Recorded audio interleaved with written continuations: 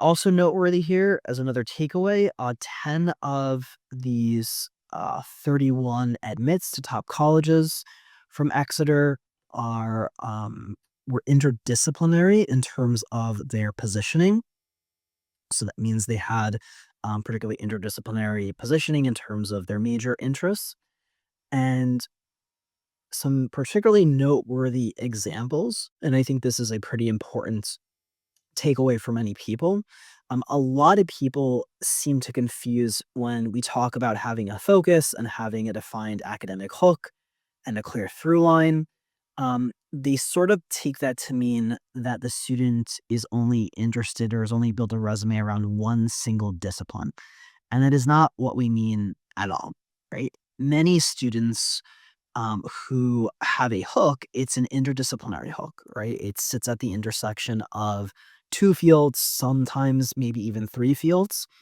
And the student has sort of found a way to connect those fields in terms of their interests and their passions and how they've gone about pursuing those fields in their resume. There are also certain fields that are just naturally very interdisciplinary, right? So cognitive science would be a good example, right? That's a pretty interdisciplinary field just by its very nature.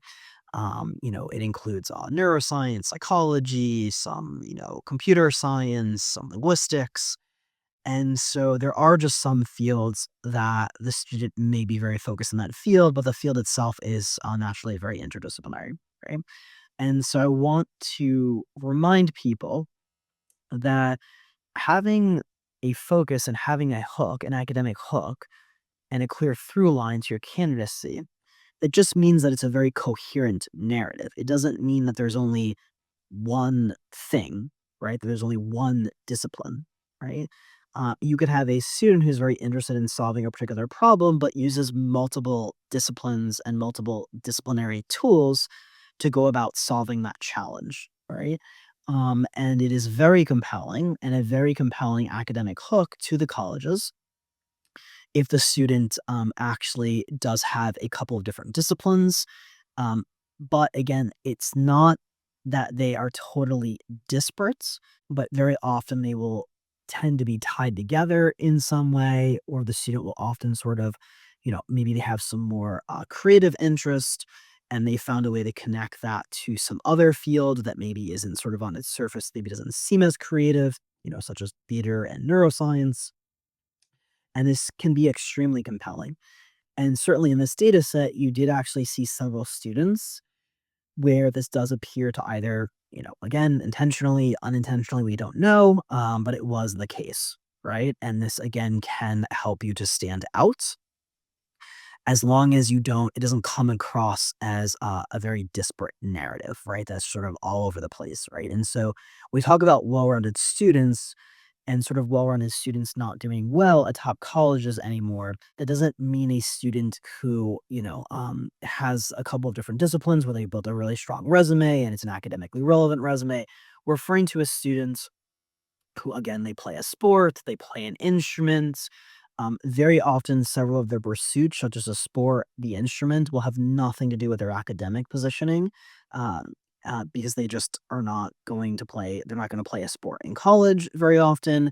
They're not doing anything. They're not studying anything related to a sport. They're not doing anything academically in terms of studying music or partaking in that activity at the college. And so basically, it's just a sunk cost, right? And it's this notion of sort of just being well-rounded with these very common activities and then not really having any sort of academic relevance, or relevance more broadly speaking to what the student is going to study at the college or what they're going to bring to the college. A student who has possibly a couple of disciplines and they're academically relevant and their resume is academically relevant and it's well supported and they can even especially if they can show a through line between these disciplines that may look different on the surface, but they can find some connection between them that can be extremely compelling and differentiating. So, some examples of this very interdisciplinary and very sort of interesting potential positioning. One student was neuroscience and linguistics and Chinese. Another student was math and classics. Notice how interesting that potentially is, right? There's sort of this could go in two directions. One person might think that that's sort of very odd, right, to be math and classics. But if the student has clear and compelling evidence for both of these fields, and again, if they can particularly motivate any sort of connection, this is very unusual, right? And its unusualness is what will make it stand out, right? And so I've often said that a lot of standing out at top colleges is basically creating a prediction error in the brain of the reviewer, right? And so when you apply and you're an overrepresented minority in a field, right, or you're from a certain geographic area that disproportionately has a lot of students who study that field or whatever it is, or from a high school, and you have activities that are very congruent with that high school. You go to a magnet school, a STEM magnet school, and I see a bunch of the same typical STEM activities. There's nothing really that stands out, and there's no prediction error that's logged, right? The person reading that type of application has a certain model of the world, and this information is very consistent with that model of the world, right? And so it doesn't force that person to really take notice because it hasn't fundamentally broken their model of the world. And it hasn't created any sort of awe or surprise or intrigue or, oh, wait, what's this? This is weird. This is different. This is unusual. And that is often what is required to stand out, right? Is that sort of notion of snapping them out of that sort of boredom and that stupor that they're in, of just reading application after application and them all blending together. Um, and so if you can log that prediction error, if you can be a student who's interested in math, but also classics, very weird, very different, potentially very interesting. You have my attention. That was another student. There was one who was business and philosophy. Also, again, very interesting, right?